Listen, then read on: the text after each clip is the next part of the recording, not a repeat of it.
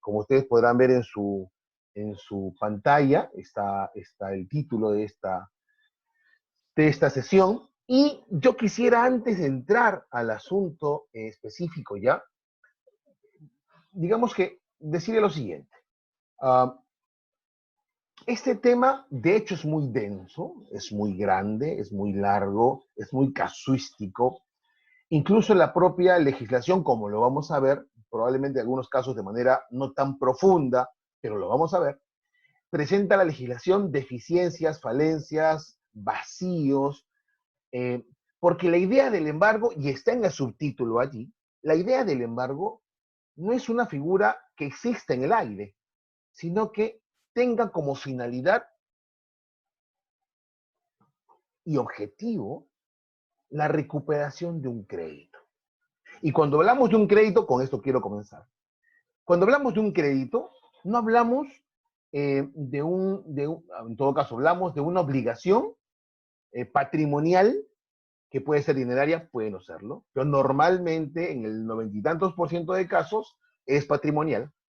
Y esta obligación patrimonial viene siendo incumplida. No importa el motivo, pero hay un incumplimiento.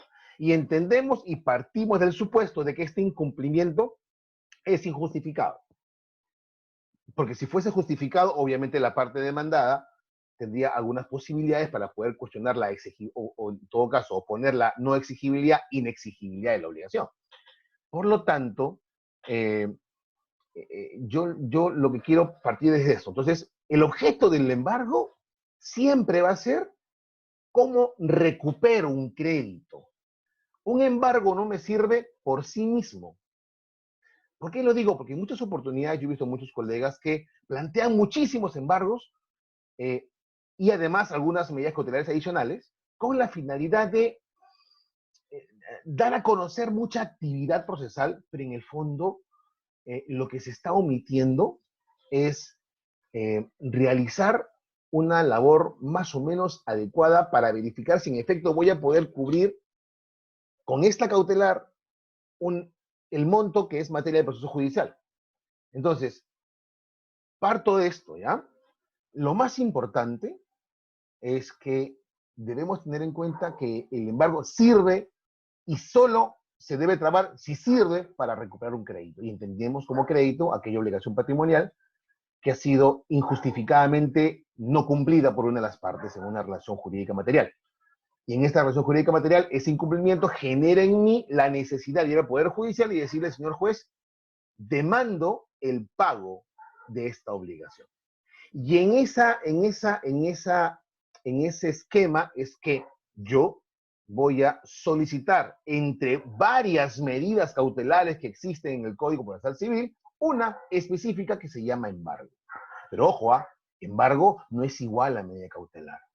Embargo no es igual a medida cautelar, embargo no es igual, o no es el único tipo de medidas cautelares, lo vamos a ver luego, hay muchos tipos de medidas cautelares, pero hoy solamente vamos a hablar de una, que es el embargo, que reitero es un tipo de cautelar, no es la única.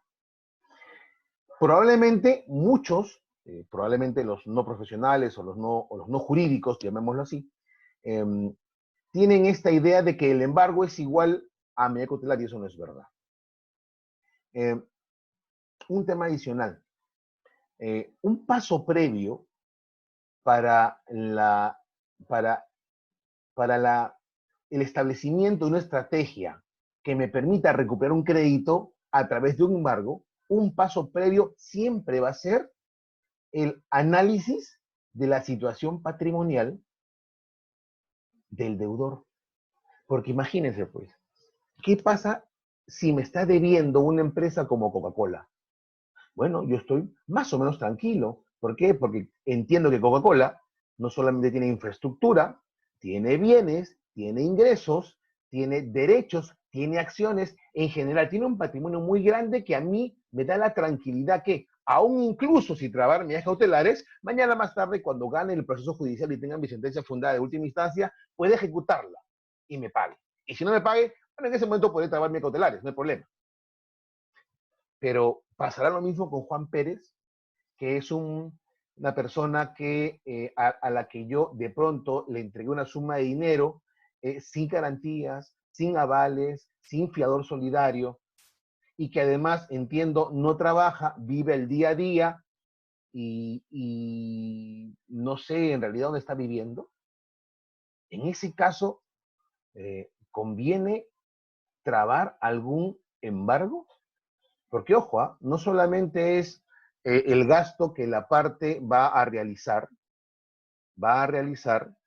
para poder solicitar y luego que se ejecute el embargo, sino la expectativa que genero en la persona a quien represento, mi cliente, la expectativa que genero en él de que eventualmente va a cobrar algo. No saben, en todo caso, de pronto muchos podrán saber y podemos compartirlo de pronto, lo frustrante que es muchas veces a trabajadores que inician procesos judiciales y no pueden, bueno, y entiende que, claro, porque es una empresa, tenía un local y una oficina, habría algún tipo de respaldo patrimonial. Y al final se dan cuenta de que no existía, porque de pronto la empresa cerró en 2 días. Y eso es un tema muy común. De hecho, va a ser mucho más común en los próximos meses, por la coyuntura en la que vivimos. Por lo tanto, siempre es necesario, reitero, antes de entrar a hablar de embargos y de lo que sea, siempre un análisis de la situación patrimonial del deudor, para hacerme una idea de la cobrabilidad o incobrabilidad de esta deuda. Ojo, hay algunos mecanismos para presionar que no son el embargo, por ejemplo, el famoso Infocor o las centrales de riesgo. La Cámara de Comercio de Lima, en el caso de títulos valores, y en el caso de algunas otras obligaciones, algunos otros registros. Por ejemplo, hay un registro de deudores morosos ahora, hay un registro de deudores alimenticios morosos, aunque creo que está todavía en implementación. Hay otros mecanismos adicionales que también sirven, ¿ya? Pero claro, no puedo poner un hombre amarillo o vestido de amarillo en la puerta del deudor para insistirle el pago. Eso tampoco se puede, está prohibido. Hubo un tiempo que se quiso, digamos, estuvo de moda, algunas empresas brindaban el servicio, pero al final no se puede. Fue proscrito ese tema. Ok. Entonces, paso previo, cuando tengo yo a un cliente con una obligación o tengo yo una obligación pendiente de cobro, lo primero que tengo que hacer antes de iniciar siquiera un proceso judicial es verificar la situación patrimonial. ¿Cómo lo verifico? Registro, búsqueda en registro de propiedad inmueble, de propiedad vehicular, busca en Cavali. Cavali es la Caja de Valores de Lima, que es donde se registran las acciones de las personas que cotizan en bolsa o acciones que se cotizan en bolsa. Y allí están los titulares. Entonces, yo podría eventualmente, me ha pasado algunos casos a mí, encontrar ahí acciones. Por ejemplo, si tiene o no facturas por cobrar de alguna empresa. Eso es muy común en el caso de empresas que trabajan con el Estado. Entonces, deben aquí, pero van a cobrarle al Estado algún cheque importante. Si yo tengo conocimiento de eso, es muy importante esa información. Verán ustedes por qué. Hay un tipo específico de embargo que permite hacerlo. Entonces, por favor, siempre hay que hacer ese análisis. Y luego, en el caso de deudas de pronto no tan importantes en cuanto a monto, o menores, por decirlo menos, hay que verificar. Es una labor que muchos practicantes hacemos desde que comenzamos a practicar, verificar los domicilios, comenzar a ir, llamar por teléfono, ver si en efecto la persona vive allí. ¿Qué pasa si mañana se traba algún tipo de medida cautelar dentro de un inmueble y al final ese inmueble no era de él? ¿O no vivía allí? Porque eso también ocurre. También ocurre que las personas se esconden, pues, ¿no? Pero hay maneras de cómo poder ubicarlos o verificarlos. Eso ya la experiencia y probablemente muchos que ya saben estos temas lo pueden verificar, lo pueden confirmar. Ok, entonces, ahora sí, vamos como paso previo, creo que quedó claro que el embargo solo procede, e incluso un proceso judicial, solo procede en la medida que yo tengo una medida, una certeza de que exista una posibilidad real de un patrimonio sobre el cual ir, ¿ya? Pero antes de esto, para un poco entender, lo voy a hacer muy rápidamente, para entender un poco por qué es que el embargo o para qué sirve el embargo, yo necesito de todas maneras tratar algunos conceptos previos que están referidos básicamente a lo que es la tutela cautelar. Como ustedes recordarán por sus estudios, por su curso, por su propia experiencia, ustedes recordarán que existe en materia jurídica un concepto llamado tutela jurisdiccional. ¿Qué cosa es? Eso es un derecho subjetivo que tiene cualquier sujeto de derechos para poder reclamar al Estado la solución de un conflicto de intereses. El Estado lo va a brindar en función, mejor dicho, atendiendo a su función jurisdiccional, lo va a resolver a través de diferentes mecanismos, según la Constitución establecidos, son 7. 7 tipos de jurisdicciones diferentes. Una de ellas, la más conocida, de pronto la que nos interesa más en este caso, es la judicial. Ojo, no es la única, hay 7 diferentes. Pero la más importante siempre va a ser la judicial. Esta función que tiene el Estado eh, eh, se personifica en el juez, se materializa en el proceso y tiene su colmo más importante en la sentencia. Pero la tutela, es decir, entendiéndola a secas, como aquella posibilidad de yo exigirle al Estado que solucione un conflicto, como por ejemplo el incumplimiento de una obligación patrimonial, esta situación tiene una característica o una particularidad, no siempre es la misma. Es decir, mi conflicto o el tipo de conflicto que tenga o el tipo de necesidad que tenga yo como justiciable va a depender de muchos factores. Por lo tanto, la tutela jurisdiccional, también llamada efectiva, eh, tiene diferentes particularidades o manifestaciones. La más conocida por todos, la que está regulada en nuestro Código Procesal Civil, ¿saben cuál es? La tutela cognitiva. ¿Cuál es esa? El proceso de conocimiento, el proceso abreviado y el proceso sumarísimo. ¿Por qué es cognitiva? Porque lo que hace el juez es establecer, buscar, indagar respecto de la existencia de un derecho que ha sido lesionado o transgredido por alguien, por ejemplo, el incumplimiento de una obligación, y luego el juez remedia esta agresión al derecho, este incumplimiento, esta lesión al derecho subjetivo de una de las partes, mediante una sentencia. Esta labor hace que el juez tenga que tener un proceso, digamos, desde el más largo, que es el conocimiento, hasta un poco más corto, que es el sumarísimo, donde ve estos 3 momentos. Conocer el derecho, el juez se encarga de eso. Segundo, ver la lesión. Y tercero, establecer la reparación a la lesión. Pero no siempre la tutela es esa. ¿Qué pasa en el caso de un título de valor?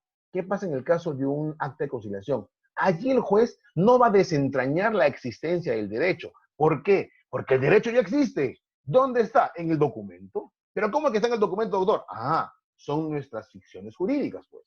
Porque nosotros, según la norma o la ley, establecemos que en ese documento está incorporado el derecho. Y si está incorporado el derecho y tengo el documento en la mano, pregunta, ¿tengo que verificar la existencia del derecho? No, ya está. Es más, requisito de emisión de la demanda, mostrar el documento.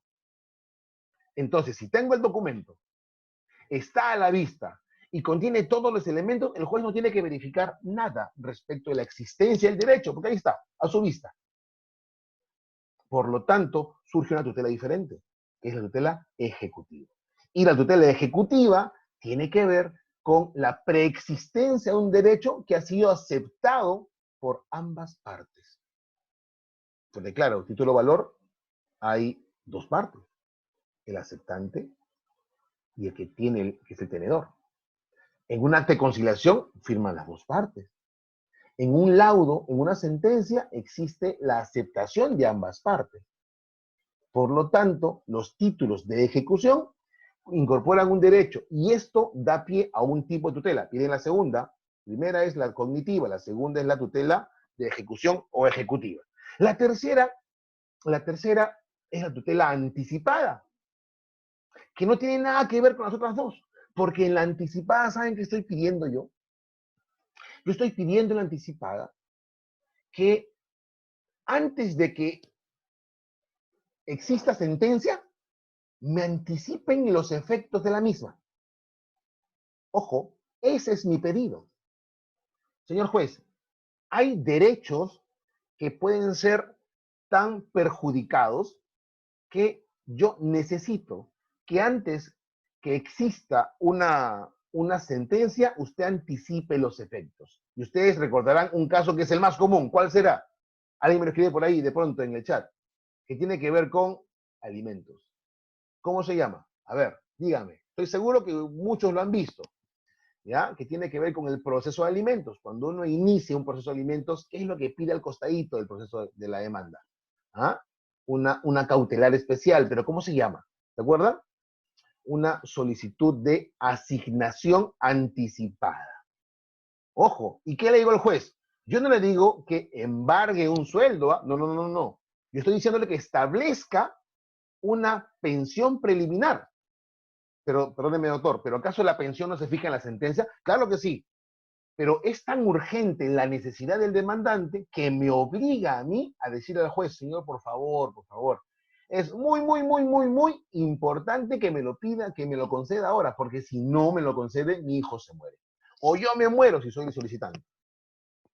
Pero, doctor, creo que se está equivocando, porque eso que usted está diciendo está en la parte de el proceso cautelar en nuestro Código Procesal Civil. Sí, señor, es verdad, pero yo no me equivoco.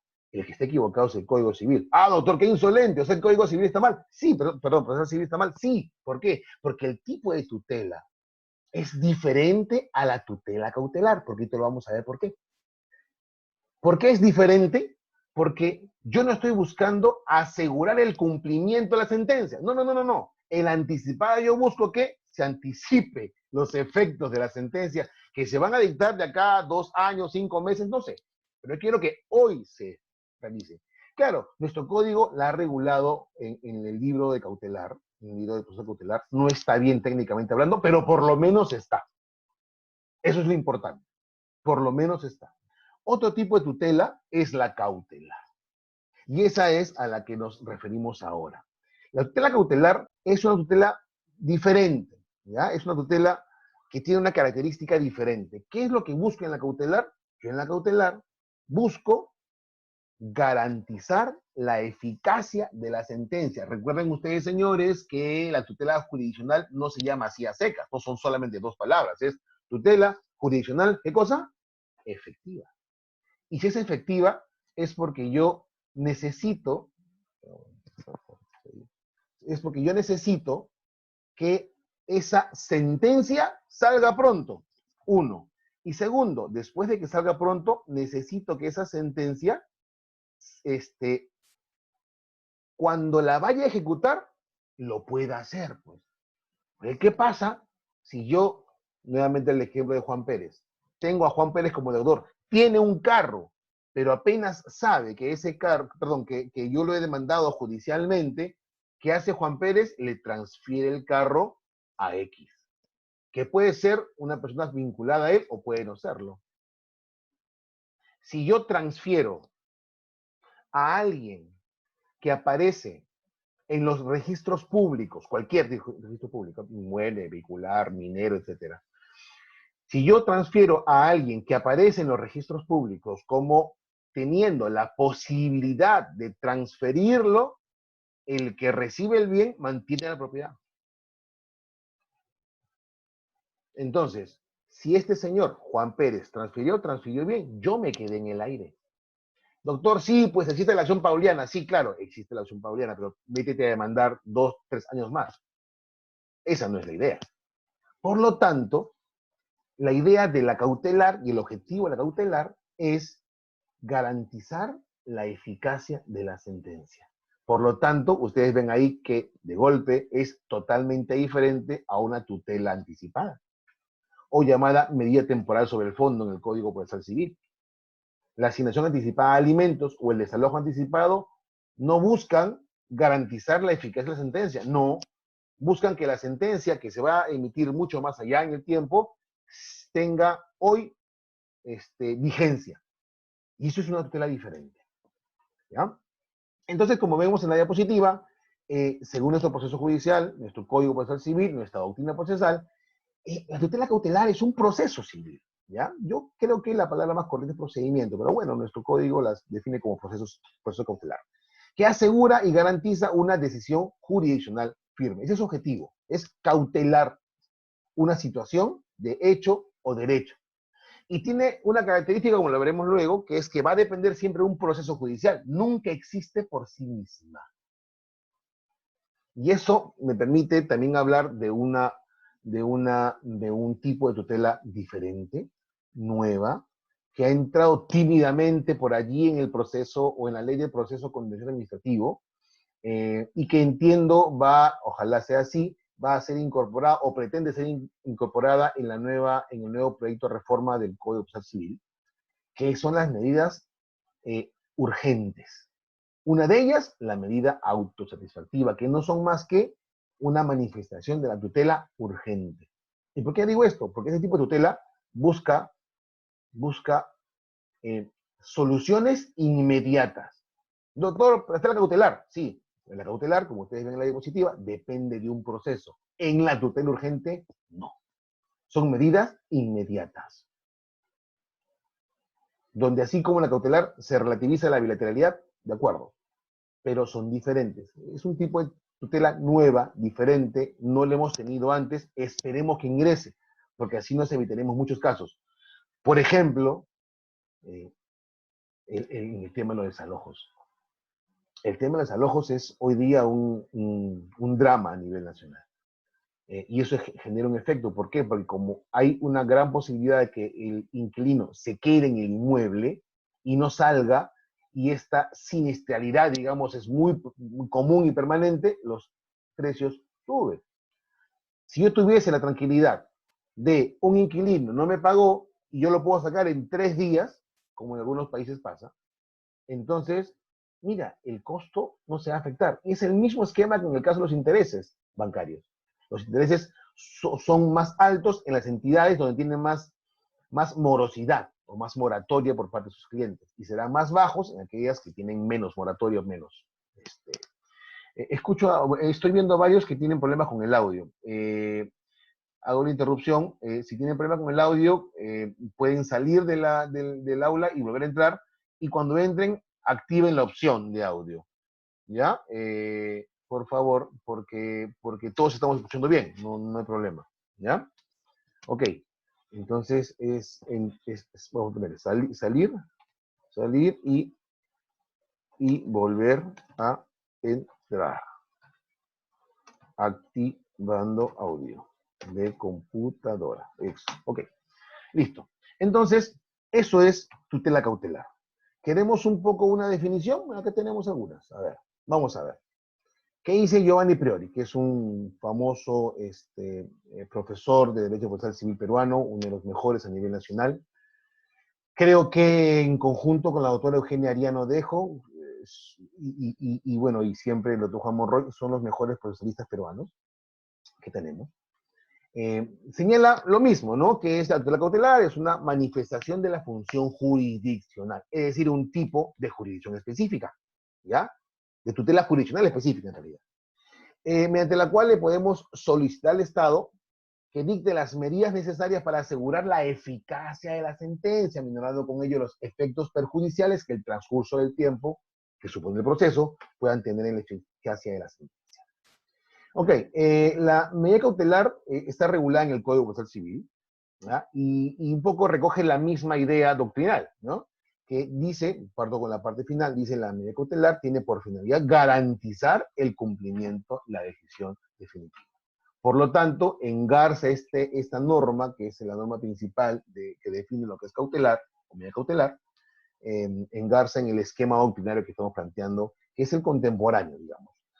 Precisa que será siempre apellido de parte, ¿ya? Y puede ser antes o dentro del proceso. ¿Ok? ¿Cuáles son las características? 4.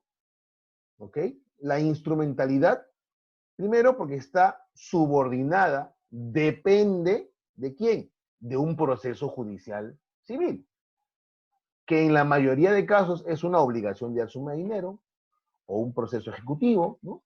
O una obligación o un proceso donde se esté ventilando algún tipo de obligación patrimonial, un proceso de indemnización por daños y perjuicios, de pago indebido, qué sé yo, donde la pretensión esté vinculada con un crédito, con una obligación patrimonial.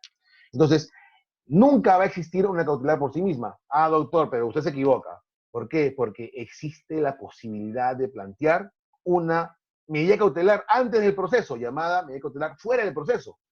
Doctor, cuando yo la planteo, no hay proceso judicial. ¿Cómo dice que existe ese tipo de instrumentalidad? Mentira, doctor. Momentito, le digo, momentito, no se me excede. Si es cierto, yo puedo, antes de iniciar un proceso, trabar un embargo. Por supuesto que sí. En general, una medida cautelar. Pero tengo una obligación. Apenas la ejecute, tengo un plazo para sí o sí, bajo perseguimiento de que se cancele la cautelar y se acabe todo, iniciar mi demanda. Entonces, no existe una demanda que por sí misma, bueno, una cautelar que por sí misma dure forever, nunca. ¿Ya? Siempre está instrumentalizada a un proceso judicial principal. Eh, Provisional, ¿por qué? Porque no es definitiva. Y no es definitiva porque va a tener vigencia en tanto subsistan estas circunstancias que justificaron que ha sido emitida. Por lo tanto, si yo inicio un proceso, trago una cautelar y de pronto la sentencia, ojo, la sentencia es infundada, ¿continuará la cautelar? Ya no, pues se cae. Salvo que la parte demandada dé garantía suficiente para que se pueda mantener. Provisional. Tercero, variabilidad. ¿Por qué? Porque puede ser modificada en el tiempo. ¿Qué pasa si yo pedí un embargo sobre una mercadería? ¿Ya? Tengo la mercadería en forma de depósito, pero luego me doy cuenta que la mercadería bajó de precio. Entonces, mi monto que originalmente era 50, la mercadería no vale ya ni 20, me quedan 30. Por esos 30, yo puedo ir hacia otros bienes. Por lo tanto, voy variando, es muy flexible, muy mutable, muy cambiante. Yo puedo en la cautelar, puedo yo trabarla en atención a la coyuntura. Es más, de pronto, al inicio me la negaron, después me la pueden conceder. Me la concedieron, después me la pueden negar. Me la dieron por 10, luego me lo aumentan a 40. Me la dieron por 40, luego me la rebajan a 20. No es definitiva. No tiene calidad de cosa juzgada. Y es contingente, ¿por qué? Porque depende de lo que pase en el principal. O sea, tampoco es definitiva. No se va a quedar en el tiempo. Imagínense que existe una medida cautelar de administración judicial. O sea, yo te doy la administración de un negocio. Y la sentencia es infundada. Se cayó todo. ¿Ok? 4 características de la cautelar. Voy a avanzar un poquito más. Esto, y ustedes lo conocen, los presupuestos de la medida cautelar. El primero es que exista una apariencia de buen derecho, que es el fumus boni juris, ¿ya? Que exista, no una certeza, porque certeza hay en la sentencia, pero sí que existe una apariencia de que es muy probable que tu pretensión va a ser fundada. Eso es lo que requiere. Reitero, no es certeza, la certeza está en la sentencia, solo quiere una apariencia. Por lo tanto, y acá viene el primer tema que ustedes sí tienen que tomar en cuenta, anótenlo, guárdenlo como un tema muy relevante, es depende del abogado que plantea la cautelar convencer al juez de esta apariencia. Y aquí viene un jalón de oreja a muchos abogados que tienen la siguiente característica, que dicen, ah, no, mira, yo planteé, pero el juez que no conoce derecho me negó la cautelar. Momentito, señor, usted no lo convenció. Y de pronto no lo convenció porque de pronto la pretensión no está lo suficientemente bien, digamos, fundamentada o acreditada. Entonces, no es labor del juez, es labor del abogado. Y el abogado no puede tapar, cuando no hace esta labor bien, el hecho de que es su responsabilidad. Por lo tanto, esta apariencia de buen derecho, este requisito, depende estrictamente del abogado, es responsable el abogado. Segundo, periculum in mora o peligro en la demora, que tiene que ver con aquella situación de eventual daño inminente. Nuevamente, vuelvo al ejemplo de Juan Pérez. Juan Pérez tiene un carro y si yo no lo embargo ahora, mañana lo vende. Señor, obviamente hay un peligro si demoramos una medida de este tipo. Luego, ¿qué tenemos? tenemos, a ver, voy a hacer esto acá. Luego tenemos a el tercero, que es la adecuación, que es una facultad del juez, ya no depende, allí no depende de nosotros. Es una facultad del juez. El juez puede adecuar la medida para una mejor, ¿cómo llamarlo? Para que ésta sea lo más efectiva posible y para causar el menor perjuicio en el demandado. Por ejemplo, si yo tengo una obligación de 50.000 soles, el demandado tiene muchos bienes, cada uno por encima de 50.000. Bastaría que yo trabe embargo en uno de ellos. Pero no, pues. De repente le tengo cólera al demandado. ¿Y yo qué trabo? Trabo 10 embargos de 5.000 en cada uno de los inmuebles. El juez que me va a decir, no, señor, usted no puede pedir eso, no sea malo, pues. Es un abuso del derecho. Es cierto, usted puede controlar esto, no puede perjudicar tanto a la parte. Entonces, ¿qué hace? Modifica y adecua que ya no son 10 embargos de 5, sino uno de 50 en un solo inmueble. Y eso lo puede hacer el juez. Luego avanzamos, no quiero demorar mucho en este tema de acá. Ojo, alguno me dirá, doctor, ¿y la contracautela? Pues la contracautela también es un requisito, sí, pero no es un requisito para que te admitan la cautelar. Perdón, no es un requisito de la cautelar, es un requisito de la ejecución de la cautelar, que no es lo mismo. El juez lo que tiene que hacer para concederme la cautelar es ver estos tres elementos.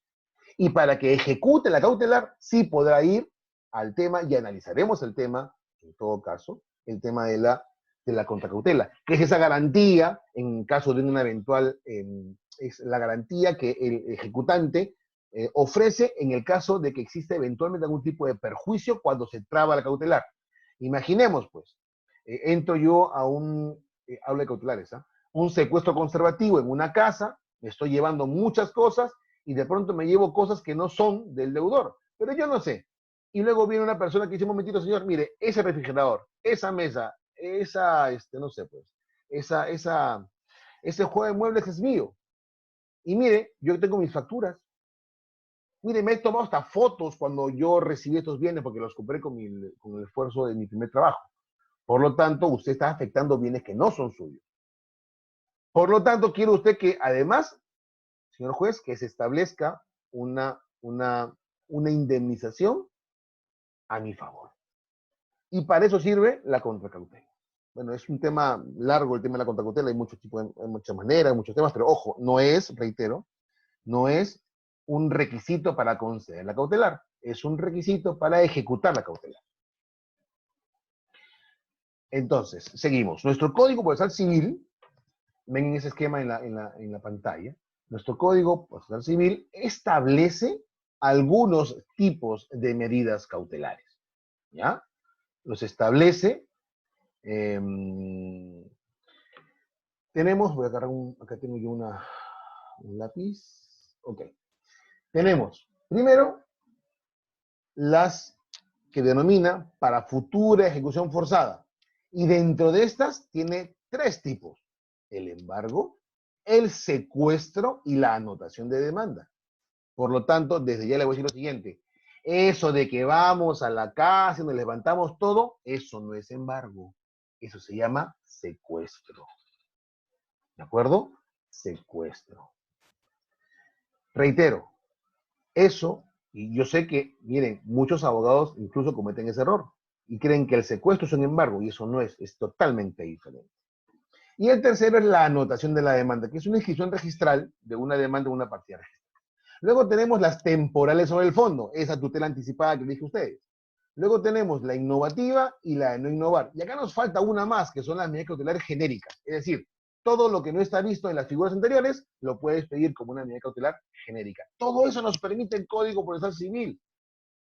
El problema entonces no es el código, el problema no es el juez, el problema somos nosotros, que a veces no sabemos pedir bien las cautelares y no las sabemos fundamentar bien, porque depende de nosotros convencer al juez. Porque, ojo, recuerden, una de las características de la demanda es que se presenta sin conocimiento de la parte demandada y se resuelve sin conocimiento de la parte demandada. Eso se llama postergación del contradictorio, postergación de la bilateralidad. Entonces, soy yo, mi solicitud y el juez. El juez no le consulta a la otra parte. Por lo tanto, ¿de quién depende, pues? De nosotros, los abogados, de convencer al juez de que en efecto una cautelar debe ser fundada. Y si yo creo que en efecto no va a ser concedida, decirle a la parte, en este caso cliente, oye, ¿sabes qué? 5%, ¿ya? 15%, ¿ya? Porque no le veo, no creo que el juez la conceda. Y en todo caso, prepararla a la parte para que en todo caso pueda saber qué es lo que se está viendo. De este esquema, obviamente, ya se han dado cuenta, el que tiene más figuras es el embargo. ¿Cierto? Ya. Eso es lo que vamos a trabajar a partir de ahora. El embargo es, vamos a salir de acá. Vamos a salir de acá. El embargo. A ver, ¿qué es el embargo? Ya lo dijimos un ratito, lo hemos dejado entrever. El embargo no es lo mismo que el secuestro. El secuestro es la afectación física de un patrimonio, de un bien, ¿ok? Física. Sí, eso es cuando entras con el policía y con tu grupito de gente que están en un camión y con el secretario judicial, ya ese es el secuestro conservativo.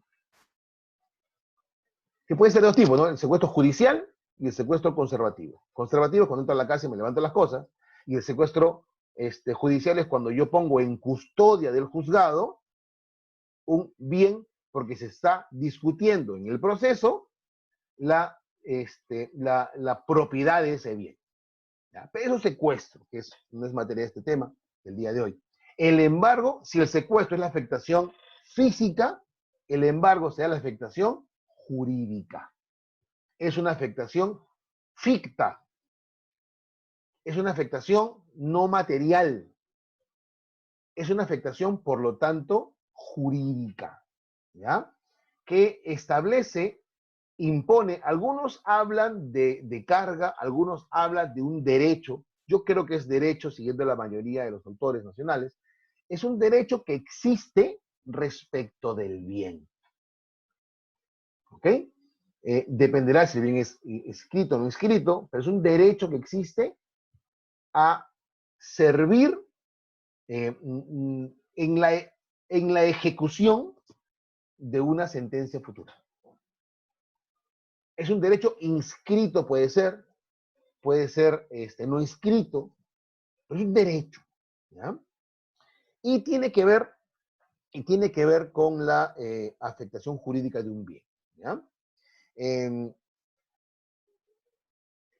algunos casos de embargos, esto implica que no se pueda disponer del bien.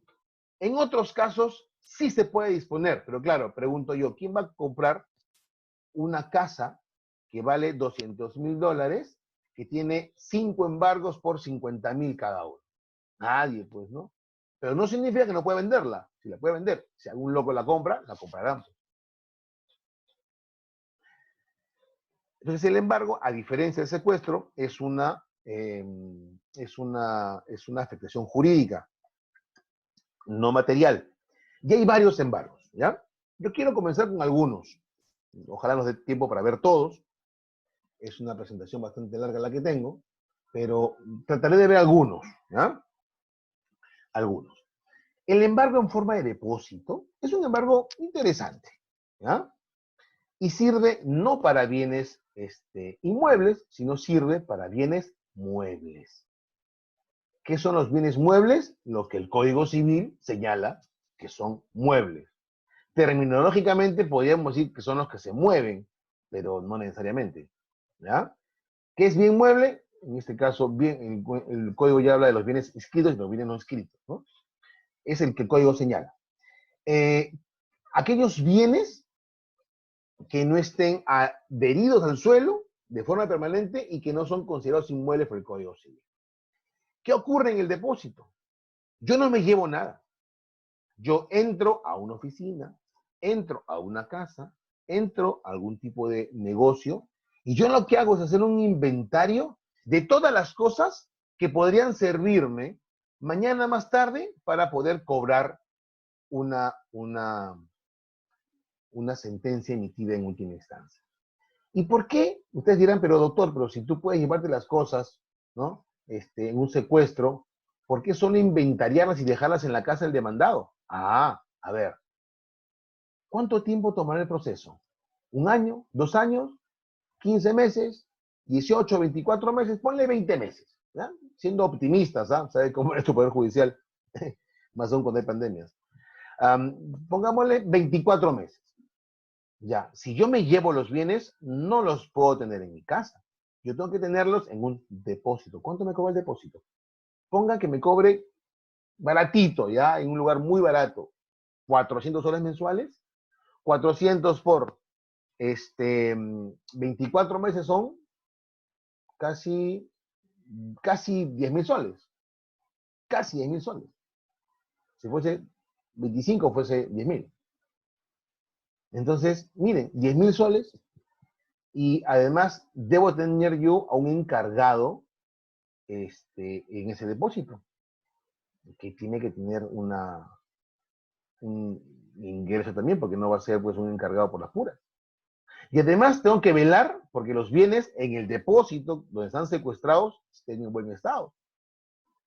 Es más, el demandado puede decir, señor juez, quiero ver mis cosas, ¿cómo están?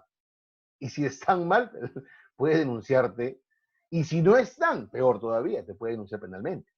Por lo tanto, no crean que el secuestro es una gran solución. De pronto en algunos casos, pero es muy difícil, la verdad, es, es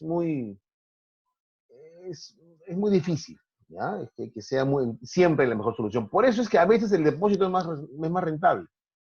¿Yo qué hago? El depositario es el mismo obligado, el mismo demandado. El depósito, ¿dónde es? La misma casa. ¿Puedo venderlo? No lo puedo vender. Y tienen que estar siempre los bienes allí. No los puedo transferir, no los puedo sacar. Si yo mañana, demandante, voy, señor juez, quiero ver si están ahí y no están, denuncio penalmente a la persona. Ese es el depósito. Entonces, entro a un inventario, lo firma el secretario, lo firmo yo como parte ejecutante, lo firma el demandado y es depositario. Pero un momentito, tiene que ser el demandado, no el hermano del demandado. Si es persona jurídica, el representante legal con facultades suficientes. Y si es persona natural, la misma persona natural. Ah, ¿no quiere firmar? Perfecto, señor. ¿Qué me permite el código? No quiere firmar. Última alternativa. ¿No quiere? Perfecto. ¿Qué hacemos? Convertimos en ese momento ese depósito en secuestro y mire, te di la posibilidad de quedarte con tus cosas y usarlas. ¿No quieres? Me llevo todo. Y me lo llevo. Y porque ya lo convertí en depósito. De depósito, perdón, a secuestro. Entonces, ese tema es interesante. Yo una vez tuve un caso parecido. Era un señor que estaba, íbamos con un depósito, ponen en forma de depósito porque no queríamos tener cosas en la casa. Y bueno, le dije, un señor, llegamos a su casa, era en San Borja, si no me equivoco, en un departamento, entramos y tocamos la puerta y no estaba. Y como no estaba, estaba creo que la persona que ayudaba en la casa con los niños, eran los hijos del señor, y la abuelita, la mamá del señor. Buena señora, vamos a hacer un embargo en forma de depósito. No, que no pueden entrar, señora, no es que no pueden entrar. O sea, si usted no me deja entrar, yo voy a tener que abrir la puerta a la fuerza. ¿Por qué? Porque tengo orden de cerraje. El cerraje, para los que no saben, es la posibilidad de poder ingresar al inmueble cuando la puerta está cerrada o los ingresos están cerrados con un cerrajero. ¿Ya? Es más, en paréntesis, para muchos casos he visto un juzgado que decía que el de cerraje es el arte del cerrajero. ¿Ya? O sea, tiene que utilizar sus técnicas para poder abrir la puerta. Pero me pasó, bueno, vi un caso en el que la parte demandada lo que había hecho era romper la puerta. Un momentito, eso no es cerraje, eso se llama, es una destrucción del bien. Y usted lo puede hacer si es que yo juez se lo autorizo, decía en ese caso. ¿Ya? Entonces, el cerraje es un tema medio delicado en algunos casos, hay que tener mucho cuidado cuando se ejecuta. Ok, entonces me aparecí en el inmueble, dije, no quiso abrir, comenzamos a hacer de cerraje, como tenía muchos candados y muchas puertas, teníamos que hacer bulla.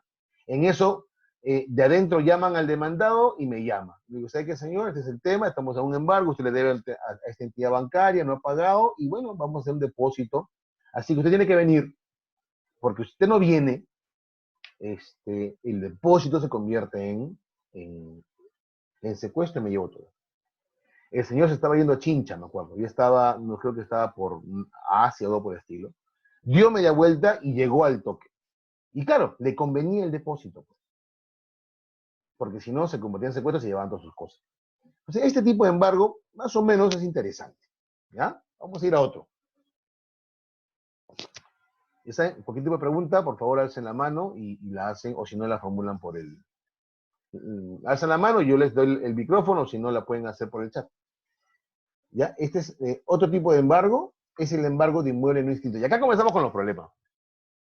O sea, a ver, si la afecta, mira, un tema solamente conceptual. Si el embargo es una afectación jurídica, no física, ¿cómo puedo afectar jurídicamente un inmueble que existe físicamente, pero que no es escrito? Y en todo caso, ¿cómo puedo afectarlo de manera satisfactoria? Es ilógico. Es ilógico. Pero nuestro código lo permite. Y le llama embargo de inmueble no inscrito. Me imagino, pensando bien, ¿ya? Que lo que quiso pensar el legislador, y acá es una manifestación nuevamente de cómo a veces los legisladores no recogen bien la realidad, o plantean figuras desde un sillón sin conocer la realidad. El Perú, puedo equivocarme, pero probablemente en el Perú el 30%, 35% de inmuebles estén inscritos. El resto no. El resto no. Hablo del Perú, no hablo de mi distrito, ¿eh? Hablo del Perú. Entonces, los inmuebles no inscritos son muchísimos, quizá la mayoría. Y si son así estos inmuebles no inscritos, entonces tenemos un tema, pues. ¿Cómo yo puedo afectarlos jurídicamente? ¿Y qué dijo el legislador? Vamos a afectarlos. ¿Cómo?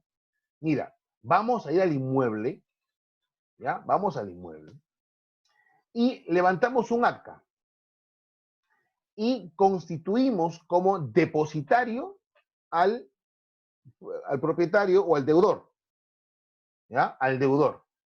Y él va a firmar el acta y va a comprometerse a ser depositario del bien.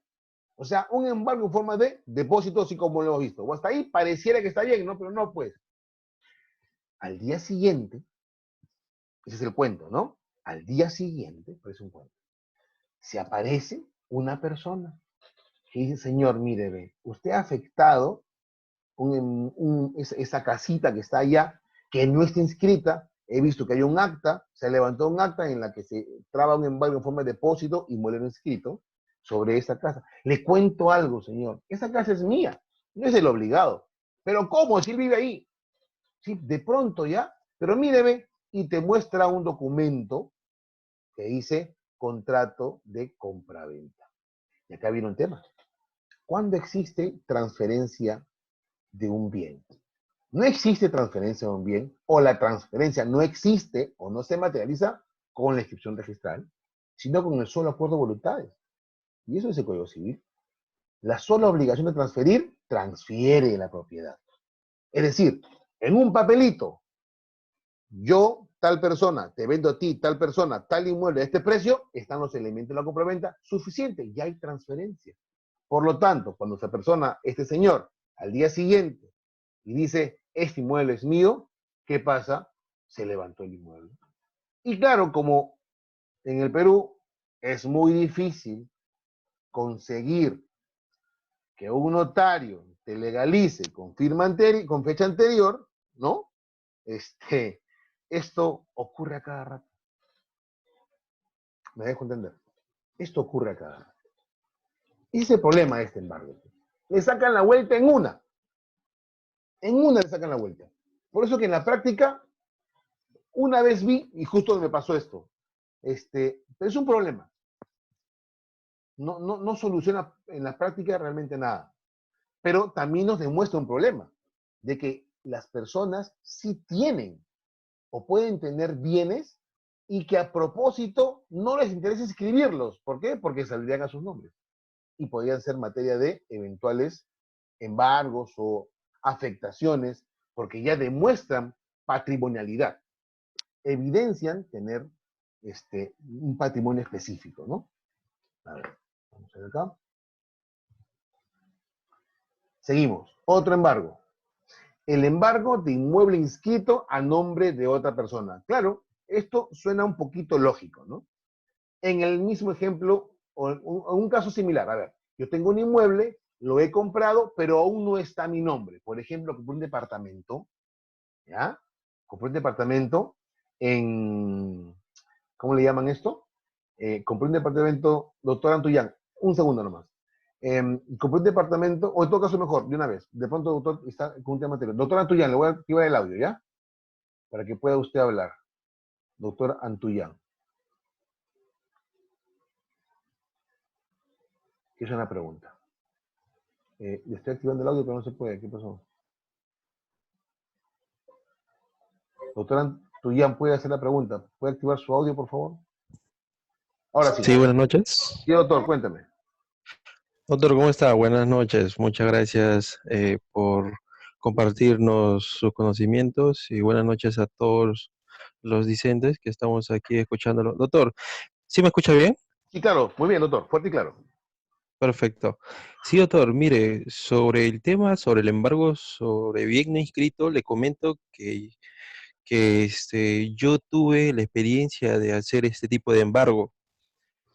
Reuní todos los requisitos del Código Procesal Civil y en este caso, e inclusive reuní la escritura pública original, la Ya. pude adquirir, los planos y todo el tema. Inclusive previamente había conversado obviamente con el juez para poderle indicar si era aceptable, ¿no? Si este caso ya se había visto en el juzgado y me indicó de que sí, una ocasión lo vio en el juzgado y aceptó un embargo sobre bien no inscrito. Ujú, Entonces, es por eso que yo asumí el reto de poder a realizar reunir, ¿no?, los requisitos. ujú, Y en este caso, doctor, me frustré de cierta forma porque en este caso reuní el documento de propiedad que era la escritura pública, ¿no? Como no tenía un tema de una inmatriculación, es decir, el bien no estaba inscrito, tuve ujú, la escritura pública original en la mano, ujú. coordiné con un ingeniero porque dentro de los requisitos está que tiene que Claro. haber planos, ¿no? Ujú, Planos de los linderos y todo eso, todos esos exacto. temas. Ujú. Lo realicé, doctor, coordiné con el ingeniero, me dieron los planos. El problema, ¿sabe dónde se centró, doctor? Se centró en la municipalidad. Ya, ¿por qué? ¿Por qué se centró en la municipalidad? Porque la municipalidad me indicó de que para hacer una visación de los planos, para hacer la visación de los planos, Requiere ser titular. el Inscrito en la municipalidad. verificador tenía, no, el verificador, Entrar. o sea, tenía que entrar al bien inmueble. Y yo le digo, pero ¿cómo le digo? O sea, y le explico sobre la medida cautelar sobre bien inscrito, y me dice, pero yo no soy abogado, yo soy ingeniero. Entonces, fue un Ya. caos, doctor, créeme que Sí, sí. llegamos No a cierto solamente eso, punto doctora. y nos ¿Sabe qué también le puede, frustramos. sabe qué también le pudieran haber dicho? Es, yo no puedo levantar un plano y visitar un plano si la persona no está inscrito como contribuyente. Ah, sí, Y doctor, pero también, sí cumplía con todo, doctor. Yo ya había descartado todas las opciones bueno, para que, ok. ajá, y Porque sí puede ser estaba. que el terreno estaba a nombre de un anterior, o de la cooperativa, o de la asociación, o de la Así inmobiliaria. es, Entonces puede pasar eso. así es. ¿Ya? Es más, una Estaba el vez, nombre titular y de sí, cierta forma ahí se frustró todo el y tema, una doctor. vez, Desde yo ahí le no cuento, pude le avanzar. cuento, le cuento, doctor, mire, su experiencia es interesante y creo que eso es lo rico de estos eventos, ¿no? Estos eventos lo que buscan es eso, interactuar. Aunque parezca mentira, estas plataformas lo permiten y lo permiten bien. Su ejemplo, doctor, grafica totalmente la inutilidad y dificultad de este tipo de embargo. Porque le cuento, ¿saben qué también puede pasar en la municipalidad? Le dicen, claro, y para los que no saben del tema, es que este embargo pide que se presenten planos visados por la municipalidad. No sé por qué, ¿ya? Es, Entonces, porque puede decirle, así mire, es. en la municipalidad está como contribuyente, señor, pero un momentito. Él solo acá tiene terreno, pero tiene una casa de 5 pisos, ¿ah? No, no, no, no, no. Primero regularice todo. Y eso puede pasar, que le digan, regularice todo. Doctor, gracias por su experiencia, muy Sí, interesante. doctor. Muchas gracias, Eh, doctor. Hasta luego. a ver, y no solamente, mira, nuevamente volvemos a este embargo, ¿ya? No solamente ese es el problema, ¿ah? Hay otro problema más. ¿Cuál es? No, no es problema. Y es un chiste, creo, ¿no? Porque dice que una vez que está el inmueble no inscrito, se traba el embargo, ¿saben qué ocurre? Se dispone la inmatriculación del predio, pero solo para fines de anotación de la demanda. Algunos dirán, o sea que con eso le escribo. No, no, no, no, no. Se abre una partida provisional para inscribir la demanda. Digo, ¿para qué sirve eso? ¿Para qué sirve eso? O sea, ya creo que ya es hasta una burla. Pero bueno, doctor, muchas gracias por su ejemplo. Está perfecto para este caso y de hecho nos ha servido muchísimo. Muchas gracias. A ver, entonces decía, de acá, que es el embargo de inmueble escrito a nombre de otra persona. Que, digamos, ponía el ejemplo. Imagínense que ustedes compran un departamento con mucho esfuerzo, ¿no? Y lo compran a su nombre. Lo compran a la inmobiliaria, un documento, ¿cierto? Privado, ¿ya? Privado, ¿no? Porque no firman ustedes una escritura pública, porque es un bien que todavía no tiene una partida registral. Por lo tanto, luego de que lo construyen y se lo entregan, recién viene la minuta, recién viene la escritura pública y recién viene la inscripción. Después de que el inmueble se inmatriculó, independizó todo, ¿cierto? Ustedes, los que tienen departamento, han visto estos casos, saben cómo es el tema. Entonces, yo por lo pronto tengo una minuta o un documento, un contrato privado en realidad. Ya me entregaron el bien, sigo con mi contrato privado, sigo pagando, tengo una hipoteca del banco, tengo todo, pero no hay partida registral todavía. ¿Ya? Y luego yo, bueno, me transfieren a mí, tengo yo un inmueble, lo está mi nombre, y después lo vendo, ¿ya? Lo vendo a un tercero. Pero no lo vendí solamente con documento privado, con escritura pública, pero no inscrito. Porque el tercero me dice, no, ahí nomás ténmelo. Yo, qué raro, ¿no? Porque normalmente quiero que se escriba inmediatamente. No, ténmelo. ¿Y por qué? Porque el tercero tiene una deuda. Y si aparece un inmueble a su nombre, automáticamente, ¡pum!, cae en el inmueble. Por eso, cuando después de una labor detectivesca, como el doctor que anteriormente nos compartió su experiencia, después de una labor de detective, yo consigo saber que tal persona tiene un inmueble, pero aún no está inscrito a su nombre, yo le digo al juez, señor juez, ¿sabe qué? Mire, este vivo tiene un bien, este vivo nos está queriendo hacer acá una trampa, por lo tanto, yo quiero que usted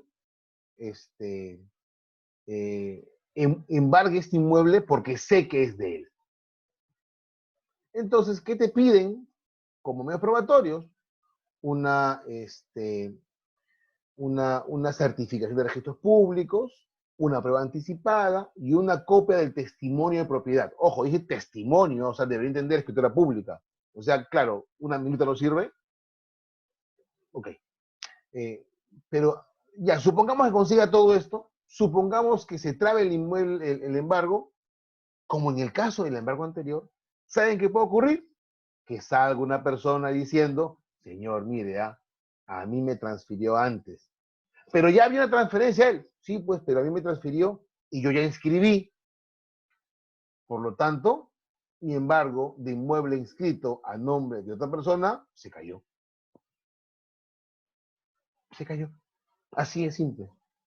Por lo tanto, también es un embargo que podría parecer bonito, simpático, curioso, pero en realidad no lo es tanto, es poco práctico. ¿Ya? Otro embargo, que es el más conocido, que es el más común, que es el que todos quisieran tener, pero muy pocas veces se logra, porque cuando, ojo, ya con tantos años de vigencia del Código Procesal Civil, ya los malos aprendieron, pues, ¿ya? Los deudores saben más que los abogados. Por lo tanto, saben que si yo voy a deber, me limpio todo antes. ¿Mm? Y eso es lo que hacen. Pero bueno, el embargo en forma de inscripción, ¿qué cosa es? Es la afectación jurídica, ¿ya? De un bien que puede ser inmueble, que está inscrito en un registro. ¿Qué registros tenemos? Dije yo, hay públicos y privados, ¿no? Públicos, ¿cuáles son? El registro de propiedad inmueble, el registro de propiedad vehicular, el registro de aeronaves, el registro de garantías mobiliarias, el registro de el registro de minería, ¿no? Que escribes ahí todas las, no sé la palabra exacta de estos lugares de minas, no acuerdo. El registro de minería, hay un registro en Indecopi hay registros de patentes, de marcas, de logos, hay registro de la Bolsa de Valores de Lima, donde se registran acciones, y hay un registro privado bien interesante, porque los que recordarán la ley de sociedades peruana, esta señala que las sociedades que no cotizan en bolsa, que son la cerrada y de sociedad anónima, a secas, estas dos registran las acciones en un registro de matrícula de acciones. Por lo tanto, yo tengo 5 accionistas, en ese registro están ellos. ¿Ya? Por lo tanto, si yo sé que alguien tiene una empresa, no crean que lo que existe en registros públicos respecto a esa empresa, o esa persona jurídica, contiene necesariamente la titularidad de las acciones reales.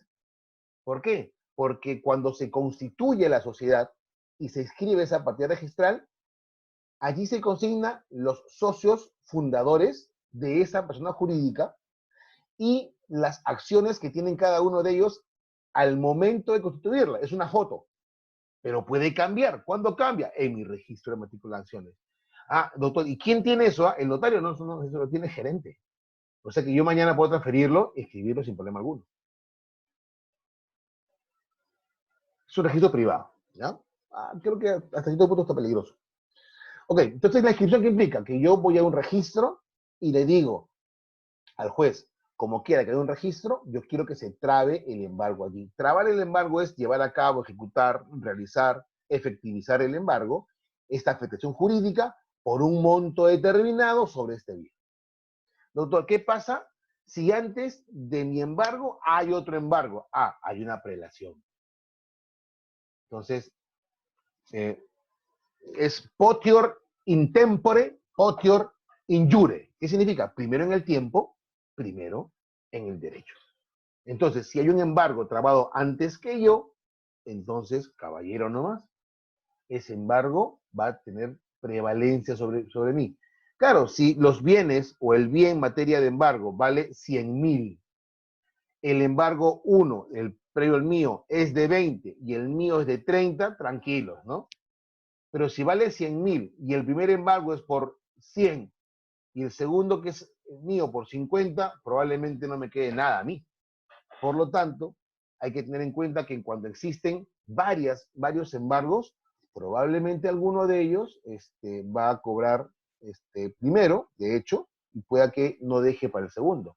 Doctor, ¿y qué pasa si hay hipotecas, embargos, y después vengo yo? Igual, la hipoteca también tiene orden preferente.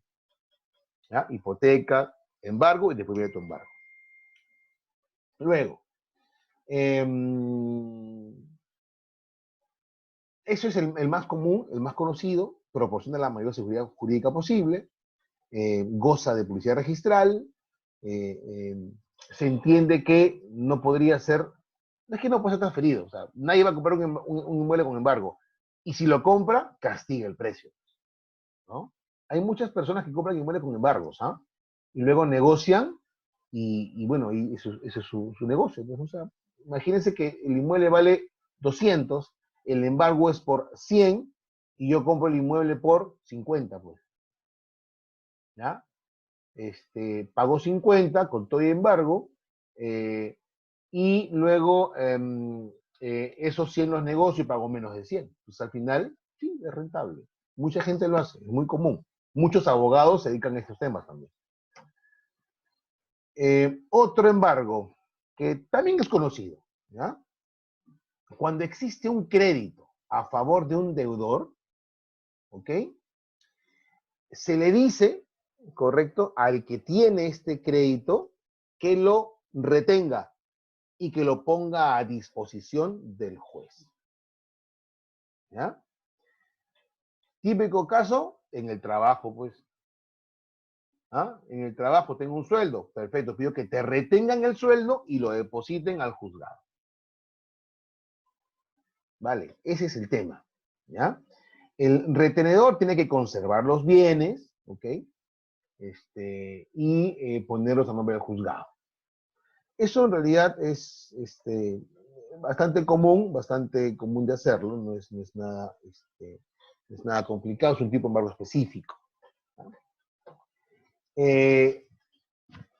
Y eso cuando existe un tercero que tiene estos bienes, ¿ya? Es lo mismo que el anterior en realidad, solo que acá la figura es un tercero. ¿Ya? Vamos a avanzar, porque quiero entrar a otros que están acá. Este es un embargo que a mí personalmente me gusta. Porque es muy multifacético, ¿no? Permite muchas cosas. ¿Qué pasa cuando tenemos una persona natural o una persona jurídica que realiza una actividad empresarial? ¿Ya? Ojo, que puede ser jurídica con fines de lucro o sin fines de lucro. Por ejemplo, ¿una universidad hace una actividad empresarial? Por supuesto que sí, solo que lo hace sin fines de lucro. O sea, que exista o no, la finalidad de lucro no exime a que exista una actividad empresarial. Una asociación también tiene actividad empresarial. De hecho, en la mayor cantidad, bueno, muchas universidades son asociaciones. Entonces, en estos casos, cuando estos tienen una obligación patrimonial pendiente de pago, ¿y yo qué es lo que puedo hacer? Fácil. Lo que hago es decirle, señor, quiero trabajar embargo en forma de intervención en recaudación. Y nombra un recaudador, que puede ser un contador, puede ser un abogado. ¿Cuál es su labor? Recabar directamente los ingresos. ¿Ah? O sea, ¿me voy a dónde? A la caja, pues. O sea, voy al cuello.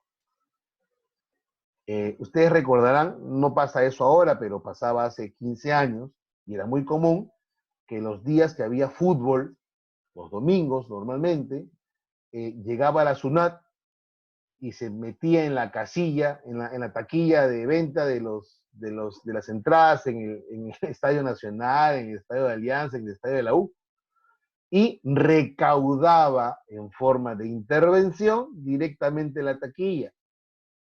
Doctor, o sea que con eso se quedan sin plata. No. El interventor tiene una función, recabar los ingresos y dejar un monto suficiente para que continúe funcionando la empresa. No puedo matar la empresa tampoco, o sea, no la puedo matar, ¿ya? No la puedo desaparecer, pero tengo que dejarle por lo menos para que viva. Entonces, doctor, si yo le dejo algo por allí o lo suficiente, pregunto, entonces la empresa de repente no va a comenzar a registrar ingresos, pues, ¿no? Ah, perfecto, pues. Si eso ocurriera, pasa esto. ¿Qué pasa si está en la otra? ¿Qué pasa si el interventor verifica que esta intervención es improductiva? ¿Por qué? No ingresa nada. Ah, perfecto. Entonces solicitamos la clausura de la empresa. Dice el código, la clausura del negocio. Es un poquito complicado también entender eso, ¿no? Porque, ¿qué es negocio? Negocio no es un término jurídico, es un término económico. ¿Y qué es clausura? ¿Es el cierre? ¿Un juez puede disponer la clausura de un establecimiento? Un tema complicado de entender, pero lo que sí es cierto es que el negocio, la empresa, dejaría de tener actividades. Y eso sí es preocupante. Si un juez te lo dispone, entonces, listo. Y ese embargo en forma de intervención en recaudación se convierte automáticamente en secuestro. Por lo tanto, si yo trago este embargo, la empresa tiene que analizar. Mira, o me dejo embargar en recaudación y que se vaya llevando poco a poco, porque si yo le digo que no tengo ingresos, o yo mis ingresos los voto por otro lado, me convierten en clausura y en secuestro y se llevan todo. Y si eso pasa, me perjudicaría doblemente. Por ello es que este embargo sí suele ser un poco disuasivo. Pero también es cierto, ¿ah? Muy pocas veces veo que lo traben, ¿ah? Muy pocas veces veo que lo traben. Normalmente no lo hacen. ¿Por qué? No sé. Pero yo considero que este es un tipo de embargo bastante interesante. Sobre todo en aquellas empresas sean realizadas por personas naturales o jurídicas. Un negocio, una tienda, por ejemplo. Un estudio, no sé, pues un negocio, un spa, una clínica dental. ¿Ya? Ese es, reitero, personalmente me gusta. Y tenemos otro embargo, que es el embargo en forma de... Ojo, también este embargo hay otro que es el embargo de intervención, perdón, me equivocaba. En el de recaudación, así como yo le digo que si es improductivo, se puede pedir la conversión en secuestro. Si yo de pronto veo que este negocio no está lo suficientemente bien llevado, puedo solicitar que se convierta de recaudación a administración. Y yo lo manejo. O sea, si a mí me traban ese embargo, tengo que pensarlo bien, porque me lo clausuran, o me lo clausuran y me lo secuestran, o en todo caso, lo administran. Y pierdo soga y cabra. Por eso yo sí siempre aliento a este tipo de embargos en el caso de empresas. ¿Ya? Y el último, en este caso, es el embargo en forma de intervención en información. Que esto se trata básicamente cuando se requiere información sobre el movimiento económico de una empresa.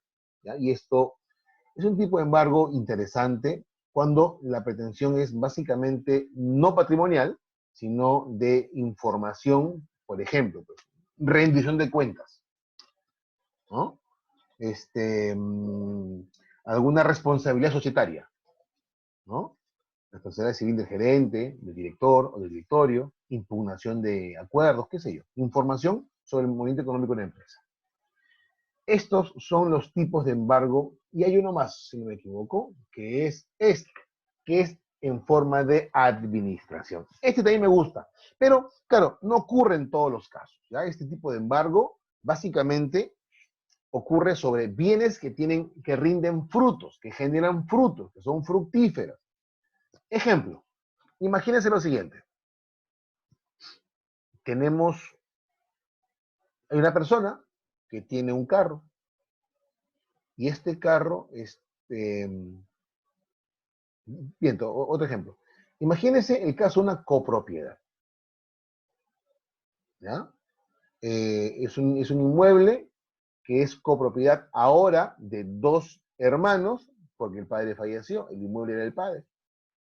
Cuando ella fallece, transfiere inmediatamente, ¿no? Por virtud de la ley, se transfiere a los hijos. Ellos son los propietarios.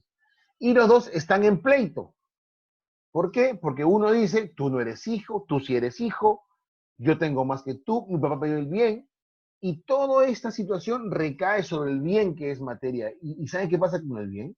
El bien tiene rentas. ¿Por qué? Porque es un bien que se alquila por departamentos o por cuartos. Por lo tanto, lo que se le pide es la administración judicial de este bien. ¿Justamente por qué? Porque genera rentas.